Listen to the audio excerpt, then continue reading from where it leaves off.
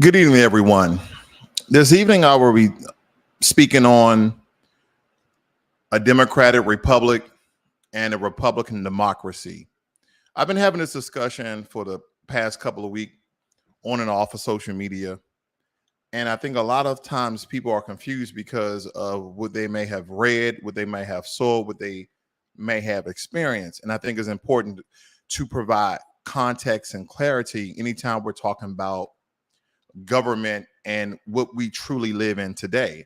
And then we're going to lead that into this whole discussion about Russia and the Ukraine, or the Ukrainian Russians or the Russian Ukrainians. And we're going to break that down somewhat. And I think this is going to be a very interesting topic and discussion. If you have any comments, please, or questions, please leave that in the chat.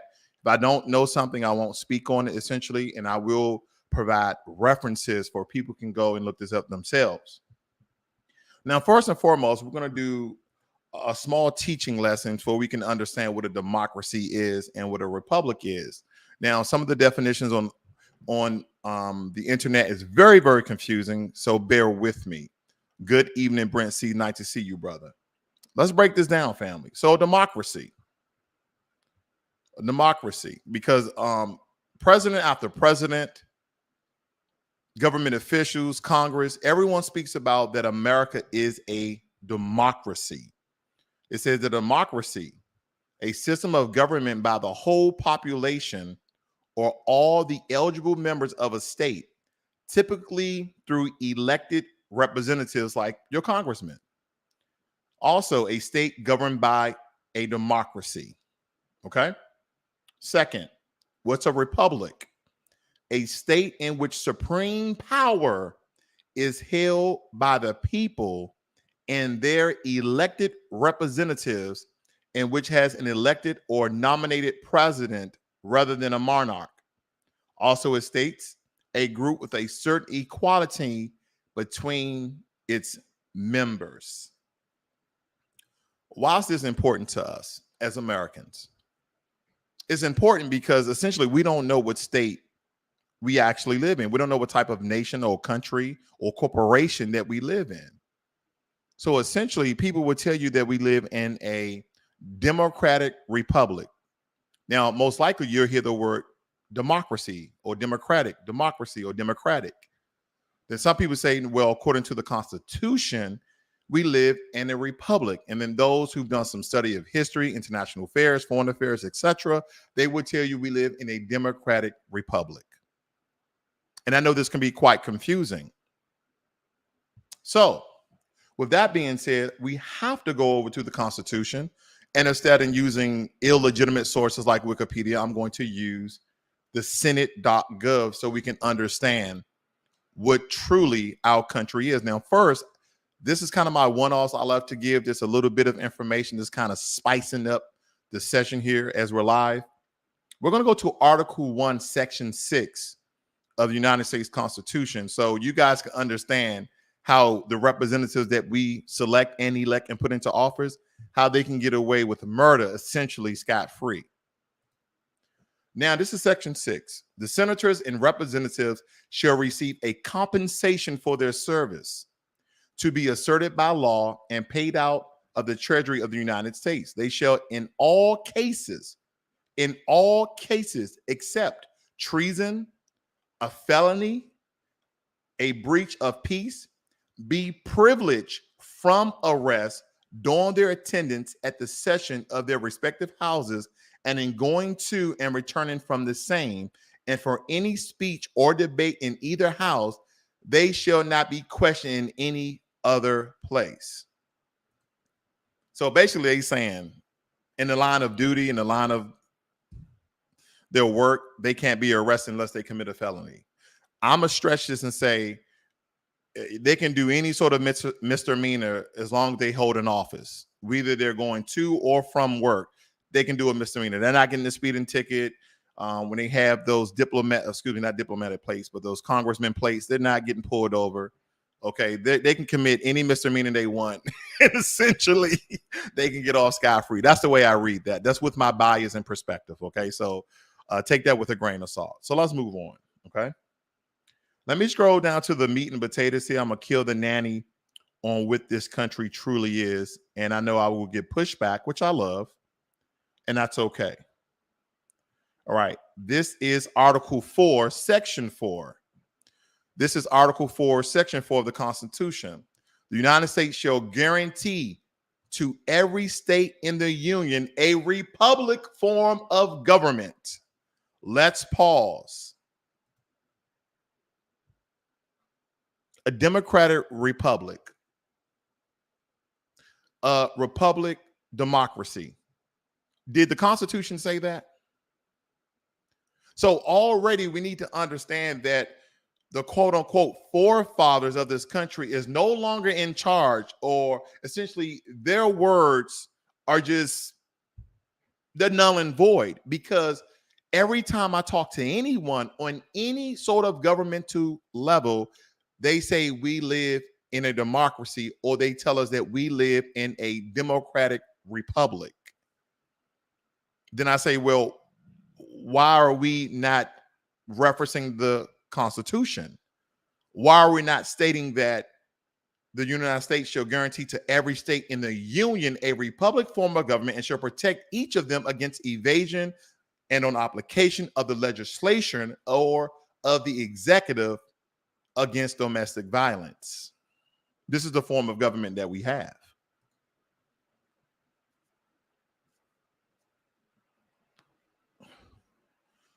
And this is from Senate.gov. Go ahead and hit your Control F and look up democracy or democratic to see if the word even exists in the Constitution. And let me know.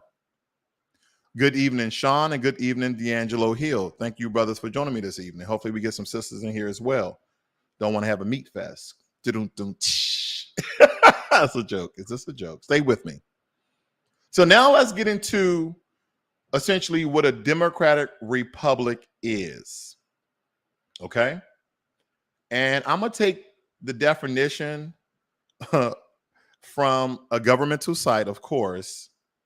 And it states here that, let me let you see. Is the United States a democratic republic? It says here, while often categorized as a democracy, let that stick, the United States is more accurately defined as a constitutional federal republic. A republic is a form of government in which the people hold power but elect representatives to exercise that power. I've been saying this for the longest. A true democracy, if you look back to Rome, a true democracy is every legislation, every form, the people have a say so. But because we can't slow up advancement and political exceedancy, then we have representatives to exercise that power, which thus the republic. So what do we have? Do we have a democratic republic or Republican democracy? I'm just asking questions.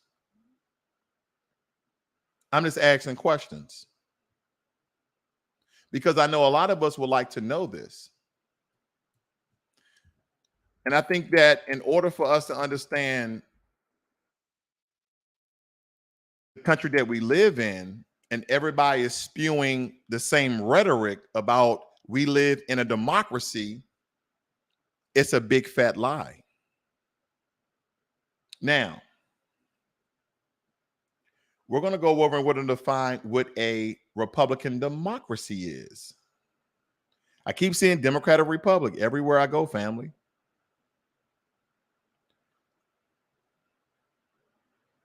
I want to slow grow this one. I don't want to rush it because usually I speed through my words. I'm really want to take my time because I want pushback. I want someone to refute the information that I'm giving. I want someone to challenge the information so we all can learn here today. Okay. Now, what it states here on thoughtcode.com, it says that in a pure democracy, laws are made directly by the voting majority, leaving the rights of the minority largely unprotected. In a republic, laws are made by representatives chosen by the people and must comply with a constitution that specifically protects the rights of the minority from the will of the majority. Well, well, well. Does that explain why America is ran as a democracy versus a republic? Oh, I'm going there. Oh, yeah. Because when you really think about it, I'm going to read that again. And I really want you to think about being black in America. Okay? I'm taking off the training wheels tonight. I want you to think about being black in America as I read this again. What are the characteristics of a republic democracy? In a pure democracy, laws are made directly by the voting majority, leaving the rights of the minority largely unprotected.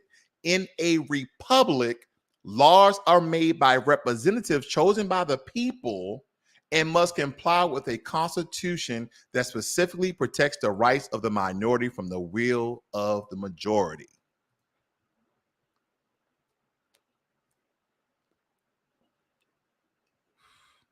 You ever heard the term of gerrymandering?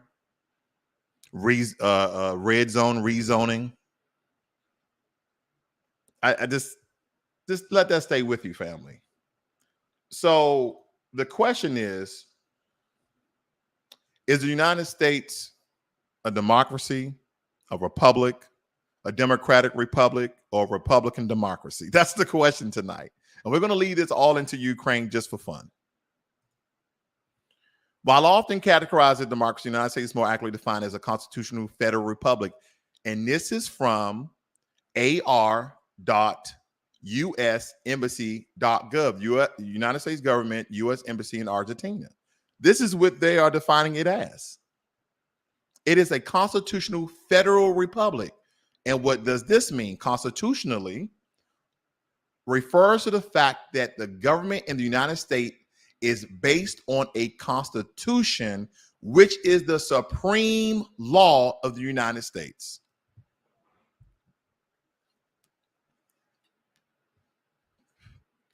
Thank you, Draco. Thank you, Draco. That's exactly what it is. It is a Republican democracy. It's kind of like when people are referring to America as a capitalist society. Okay. America is not a capitalist society. Now, the hallmark, the very beat of America may be capitalist. It's kind of like maybe the roots or the trunk, if this was a tree, if America was a tree, the roots or the trunk may be considered a capitalist society. Whereas though we have many branches of socialism, right? And you always hear the people on the left and the right debating whether or not this is a socialist country. The Republicans are stating that the Democrats are trying to turn this to a socialist country and vice versa, right? But don't we have social programs in America? Don't we have social programs in America? If you have a dying business and you file your taxes, don't you get a tax return because of the money you put in to start a business? Don't you get a tax return? Where in other countries, if you started a business with your money and you didn't get any sales, you didn't generate any revenue, you don't get a goddamn tax return. You got absolutely what you made, jack and zero. You didn't make anything. Zero, zilch, donut, nothing, nada. That's exactly what you got. But that's a socialist form of a tax reform. Let's look at it even deeper than that. Let's look at welfare. Let's look at EBT. So the poorest of our country, to essentially decrease the amount of homelessness and homeless children, you have socialist programs like welfare, Medicaid, and also WIC, just to name a few. We even have socialist program for immigrants, right? We have TAF, TANF, and I believe there's another one, okay? Oh, the Dreamers Act. We have many branches of a socialist government, but people will have you believe that good old America is democracy and good old America is capitalist.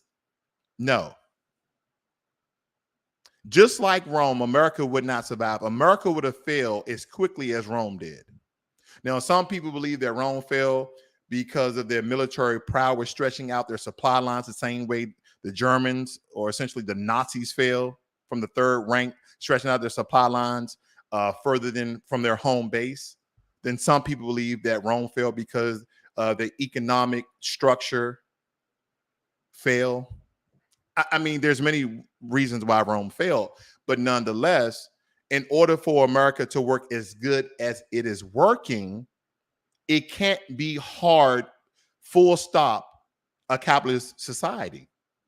Because I believe, and I'm just going to give you hard numbers, that 60% of Americans, 60% of Americans will be slightly above the impoverished low income ceiling. And then 40% of Americans will essentially be impoverished and homeless. And see, that's based upon numbers of those who are on socialist programs like Medicaid, Dreamers, TAF, WIC, EBT, whatever you want to call it. There's many of socialist programs. And some of you are, well, that's paid by taxes. Okay, if someone's not paying taxes, then how are these programs being funded for those who don't pay taxes? Thus, a socialist society. Thus, a branch of a socialist government.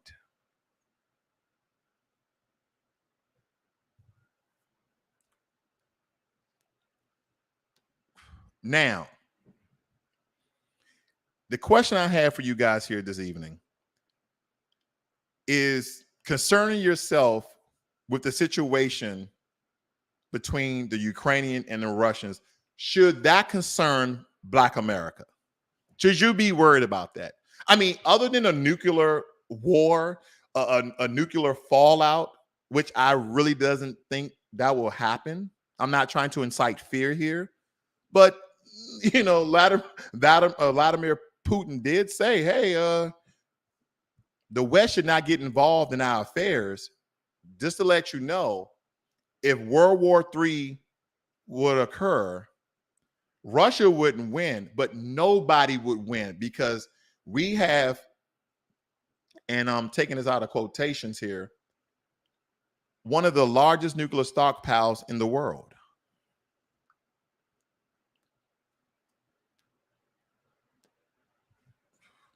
Someone asked me the question. They said, hey man, what was Ukraine prior to the Soviet Union? I say it was the Ukraine. If anything, what people don't understand is that the Ukraine was one of the founding fathers of the Soviet Union, right?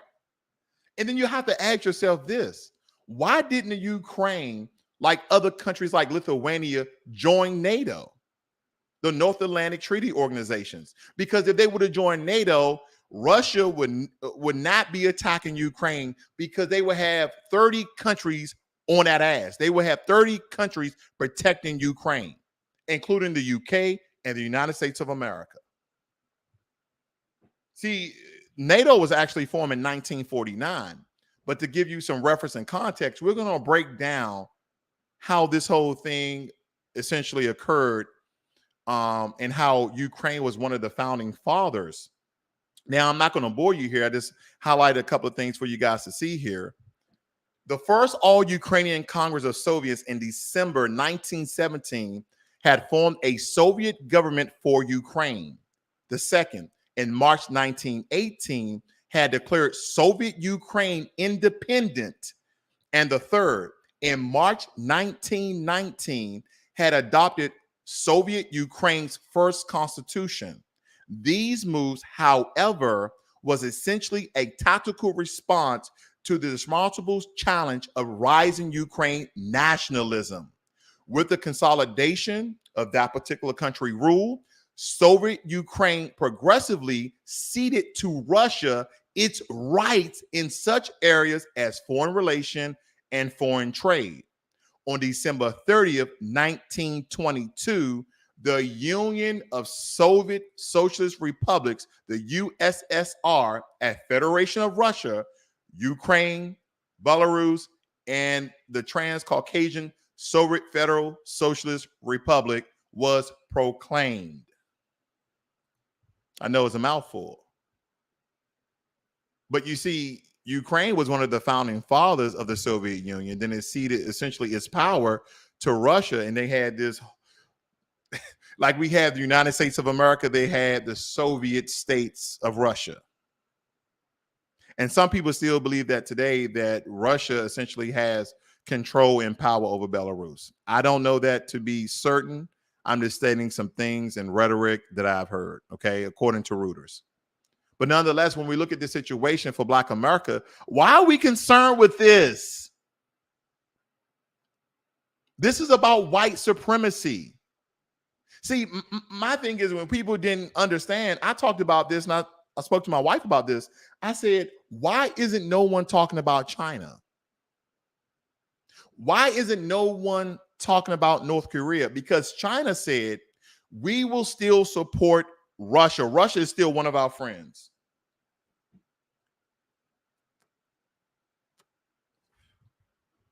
And if you want to prove me wrong, please look it up and put it in the chat. Because we need to understand the Korean War to understand the correlation and connection that I'm making. Who was part of the Korean War? Who supported North Korea? See, a lot of these communist countries stick together.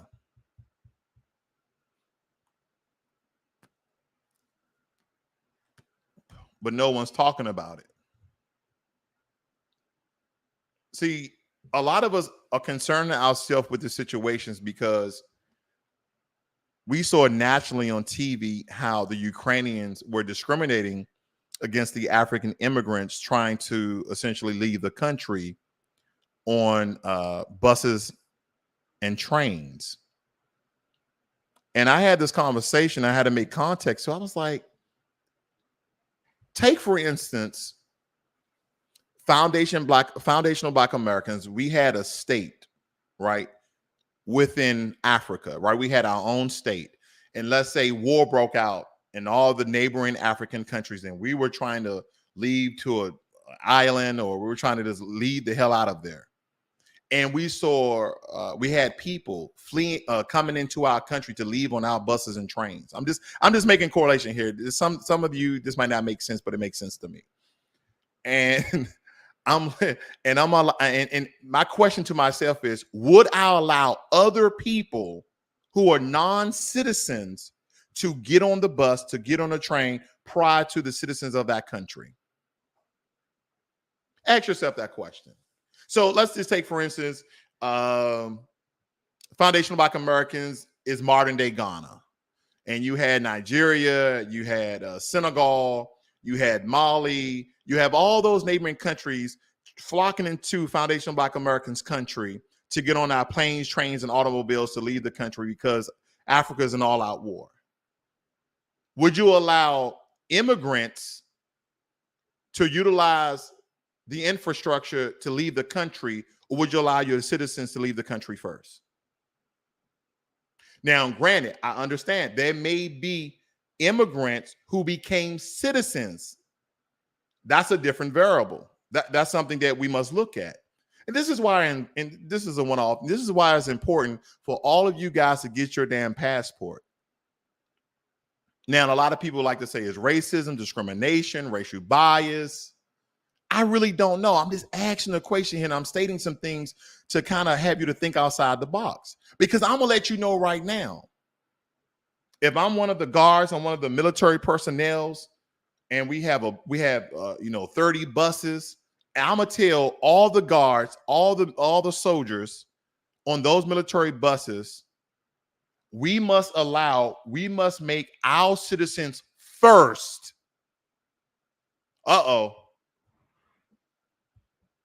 I know a lot of you are not going to like that mindset.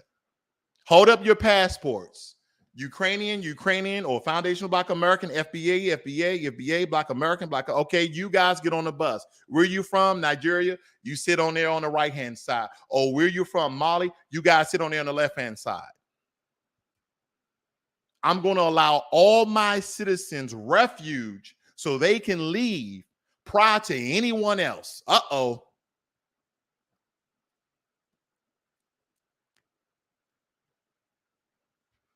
Now, granted, some of you may ask, well, Ross, what if some of the citizens of FBA was white? Would you allow them on before the neighboring African countries to leave the country?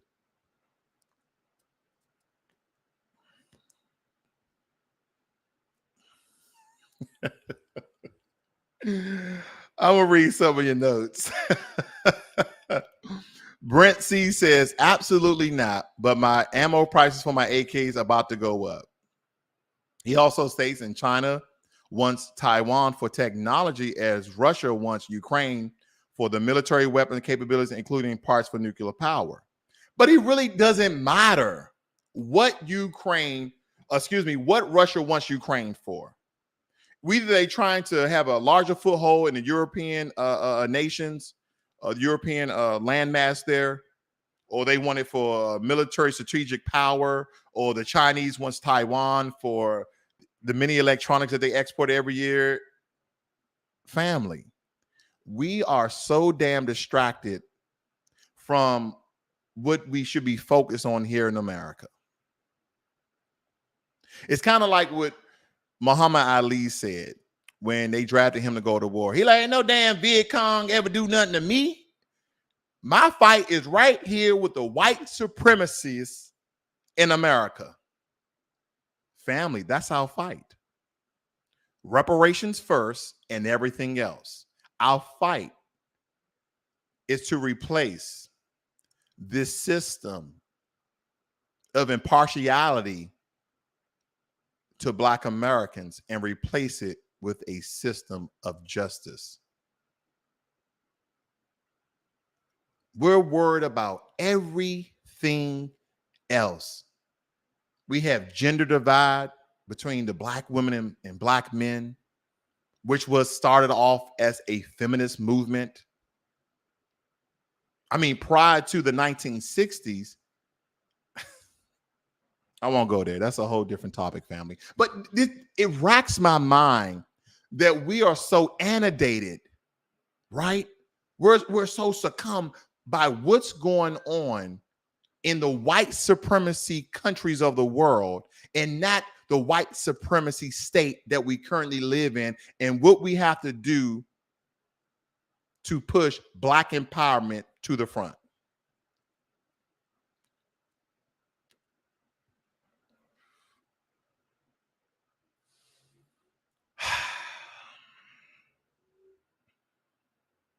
See, family, a lot of times when we get into these discussions on social media, YouTube, Facebook, Instagram, Clubhouse, fan base, Snapchat, have you noticed there have been a lot of discussions between African immigrants and Black Americans who are those descendants of American slavery?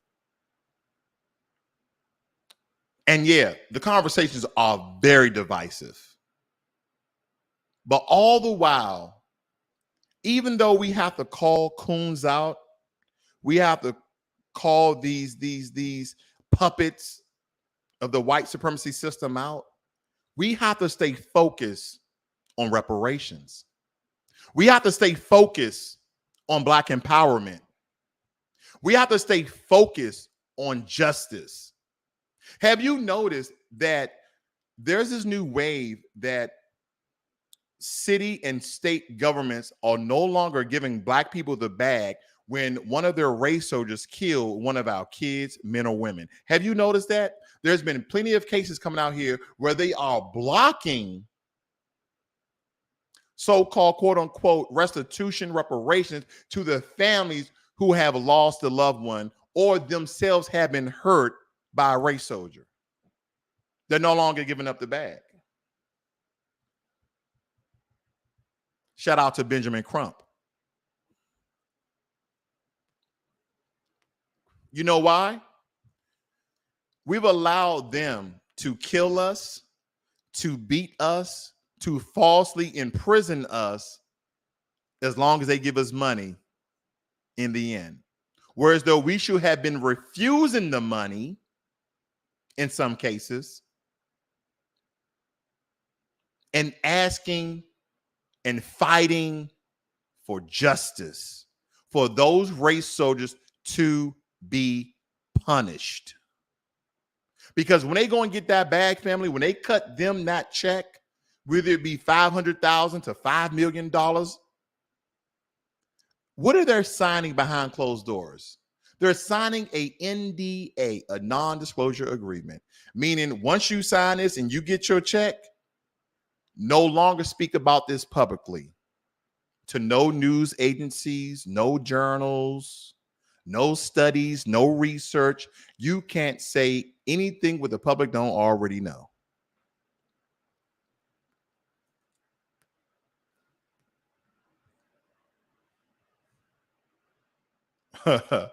Max says that they won't give us reparations because they won't give more to take less. Absolutely not. Family, I just got on here tonight. I was going to skip my cigar talk this weekend, but this situation has really discombobulated my way of thinking of how we get thwarted, we get our arguments deflected because everything else is going on in the world. And some people will constitute this as white on white crime. This is white supremacy, plain and simple. Like some people, like someone stated here, this is about Russia trying to essentially assume Ukraine's military capabilities. I would like to believe that Russia's trying to form the Soviet Union of old. And to bring more context to this, I won't get into the countries that was part of the Soviet Union, but what I will do is look up the countries of NATO, right? The countries of NATO: Belarus, Bosnia, Finland, Georgia, Ireland, Kazakhstan, the Republic of Moldova.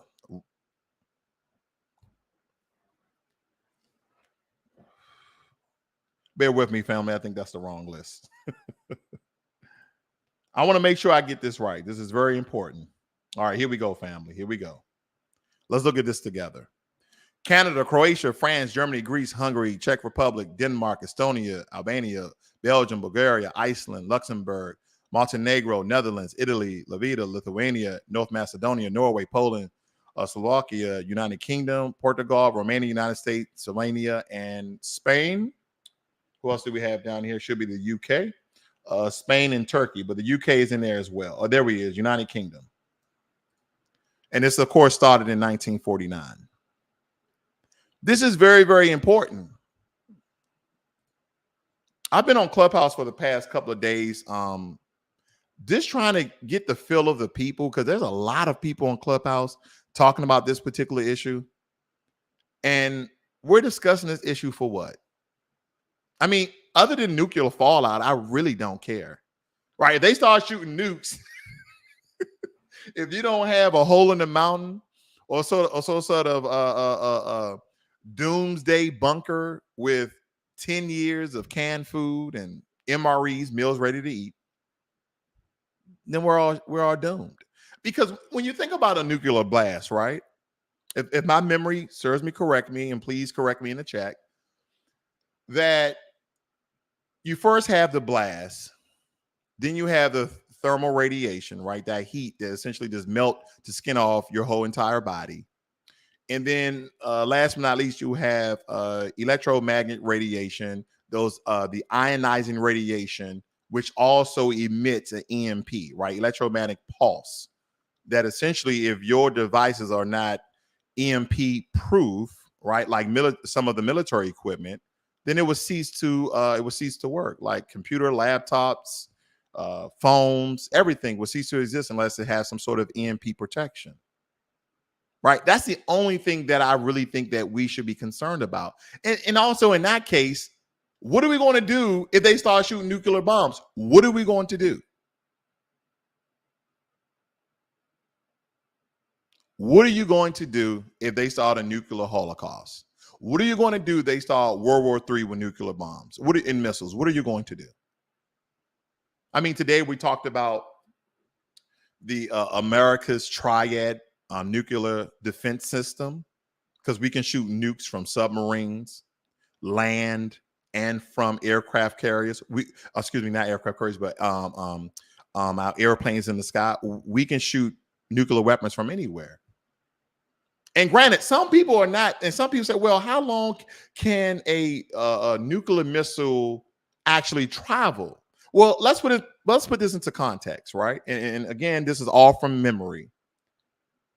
Russia to California is roughly 5,200 miles.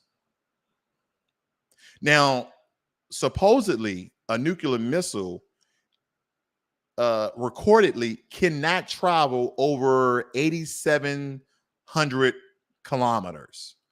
But Russia has a missile, and I don't know how to pronounce it, but I think the spelling is SARAMT. SARAMT. They have a missile that can travel 11,000 miles with the exact same payload of a nuclear bomb.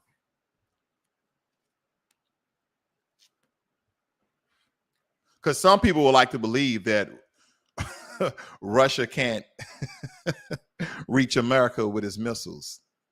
Yes, it can. Yes, it can. And with that being said, this is fair use YouTube. Fair use. This is for educational purposes that I'm about to show this press release to the family here to bring more context. I want you to listen and listen close to Joe Biden. You won't hear me saying that too much. Of the global economy will limit their ability to do that. We're going to stunt the ability to finance and grow the Russian military. We're going to impose and we're going to impair their ability to compete in high-tech 21st century economy. We've already seen the impact of our actions on Russia's currency and the ruble, which early today. Let me know if you guys hear an echo. Ever in history. The Russian stock market plunged today. The Russian government borrowing rate spiked by over 15%. In today's actions, we've now sanctioned Russian banks that together hold around $1 trillion in assets. We've cut off Russia's largest bank, a bank that holds more than 1/3 of Russia's banking assets by itself, cut it off from the U.S. financial system. And today, we're also blocking 4 more major banks. That means every asset they have in America will be frozen. This includes VTB, the second largest. Listen, family, please listen. Which has $250 billion in assets. As promised, we're also adding the names to the list of Russian elites and their family members that we're sanctioning as well. As I said on Tuesday, these are people who personally gain from the Kremlin's policies, and they should share in the pain. We will keep up this drumbeat of those designations against corrupt billionaires in the days ahead. On Tuesday, we stopped the Russian government from raising money from U.S. or European investors. Now we're going to apply the same restrictions to Russia's largest state-owned enterprises, companies with assets that exceed $1.4 trillion. Some of the most powerful impacts of our actions will come over time as we squeeze Russia's access to finances and technology for strategic sectors of its economy and degrade its industrial capacity for years to come. Between our actions and those of our allies and partners, we estimate that we'll cut off more than half of Russia's high-tech imports. It'll strike a blow to their ability to continue to modernize their military. I'm going to speed this up a little bit, family. Degrade their aerospace, firm our solidarity, and to map out the next steps we will take to further strengthen all aspects of our NATO alliance. Okay. This next part, because I wanted to bring context and clarity and a little bit of transparency to the conversation of all the sanctions that the U.S. is putting on Russia and seizing a lot of the money from a lot of the major corporations that Russia have around the world, especially in the U.S., over $1 trillion, okay, and putting sanctions on that. Secondly, this next part is very important because a lot of people are asking, are we going over there? Now, are American troops going over there now? There's already American troops that are going over to Jordan. They are going over to bases in the European nation, strategically around Ukraine. So if Russia takes the Ukrainian capital, that they don't push past Ukraine.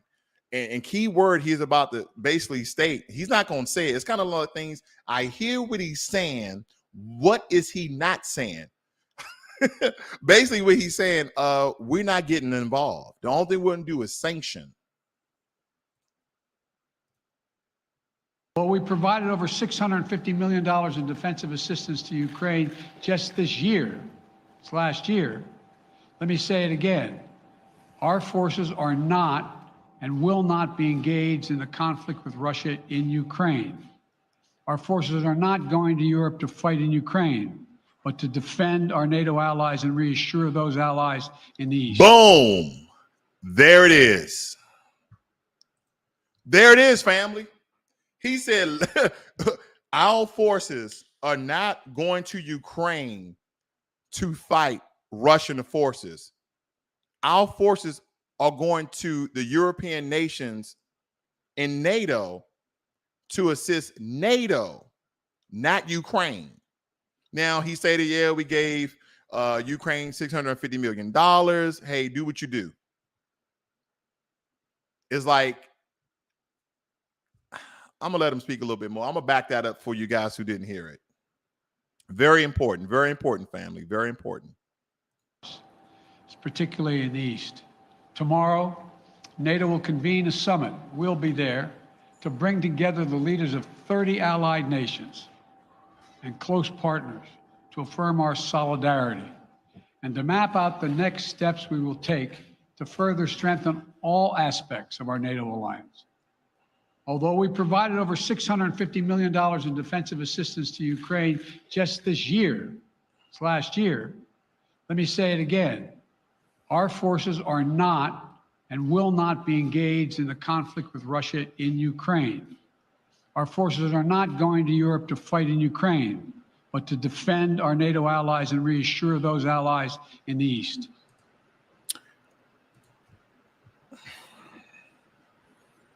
They're not going to Ukraine. They're not going to Ukraine to fight Russian forces. They're not. They're going to strengthen the forces of NATO. They're not getting involved. It's amazing to me how Americans can give countries $650 million and, Foundation of Black Americans, descendants of the slaves, the only thing we need is approximately $425,000 for reparations. I mean, I'll take that as a down payment.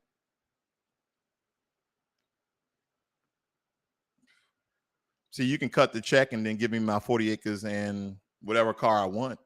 I don't want no damn horse. Give me a Maybach. Give me a Ferrari. Give me I'm just naming a bunch of things, but you get what I'm getting at, family. So for you guys who were questioning, is America going to get involved? No. I'm going to tell you right now, family, we do not want war with Russia, because I think our government knows that if we go to a war with Russia, that China may intervene. What if China intervenes with this?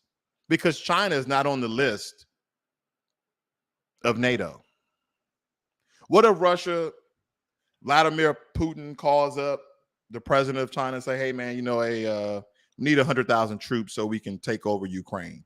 And, we'll let you have 100,000 tons of whatever resources you want just for your support. Is America going to put sanctions on China? I mean, we know Donald Trump did some remnants of putting sanctions on China. But at the end of the day, everything in your damn house is made by China. Everything. Made in China. Logitech mouse. Made in China. That was Taiwan. That's why Chinese won Taiwan. Your phone and all of its hardware. Made in China.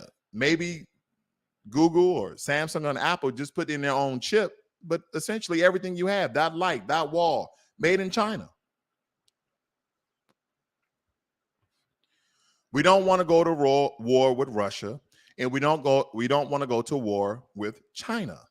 And we definitely don't want to go to war with Russia and China. And the only reason why this is occurring is because of world dominance, of white supremacy in that region. And Vladimir Putin, people are calling him crazy. And no, Vladimir Putin ain't crazy. He ain't crazy, family.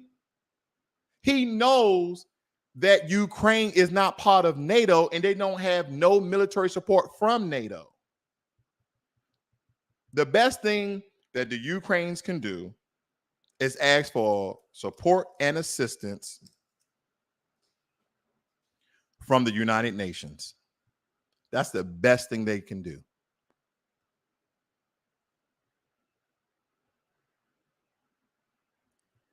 There was something else important that Joe Biden said in this particular speech here. He came out, he basically said, because I know you guys been hearing reports about Ukrainian refugees coming to America. Joe Biden's like, okay, I didn't let a bunch of African immigrants. I let a lot of Asian immigrants. I let a lot of immigrants, Afghani immigrants. I let everyone flood America. We don't have enough room for Ukraine. He said the Ukrainian refugees need to find refuge and solitude in those European countries. Ask yourself this question. Why didn't the Afghan refugees go to Saudi Arabia, go to Palestine, go to Iran?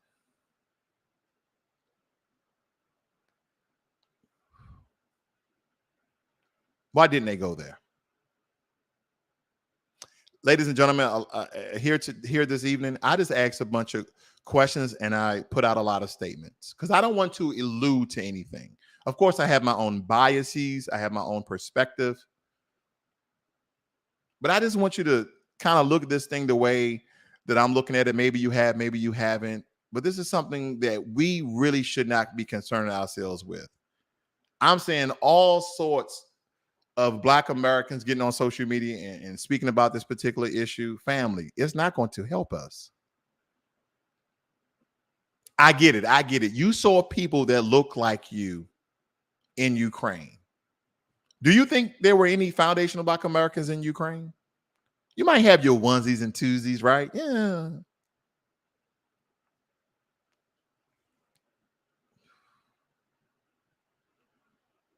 I'm going to say something that's very unpopular. If I move from this country to another country, it will not be a majority Caucasian country. It would not be a majority Asian country.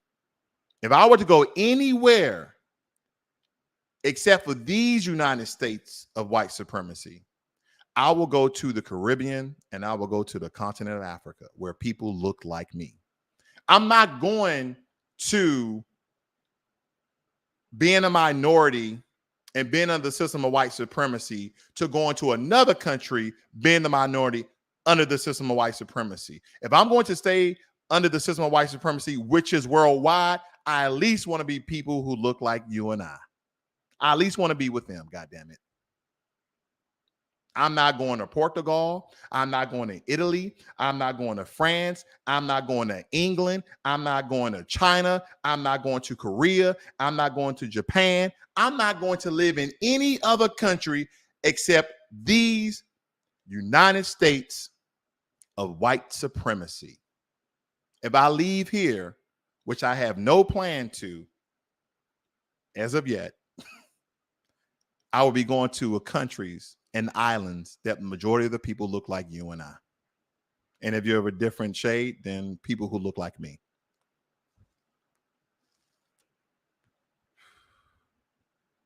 I'm going to read some of your comments here, family, and I'll be getting out of here for this evening.